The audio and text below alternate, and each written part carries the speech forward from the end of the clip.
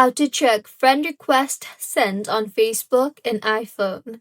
Hello everyone, I am Vishaka and welcome to our channel. Now let's get right into the tutorial.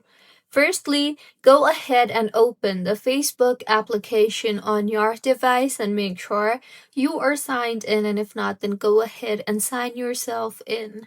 Now, tap on the Friends option from the bottom toolbar you see there, and now in the interface that you would be led to, the Friend Request tab. So, tap on the three dots on the top right of your screen there, and you will see the option for View Sent Request. Tap on the View Sent Request option there, and now in the interface that you will be led to, you will be able to see all the people that you have sent requests to on Facebook until now.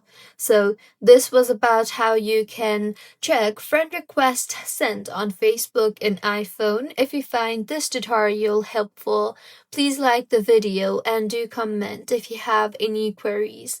Also, do subscribe to our channel for more helpful tutorials like this. See you on the next one.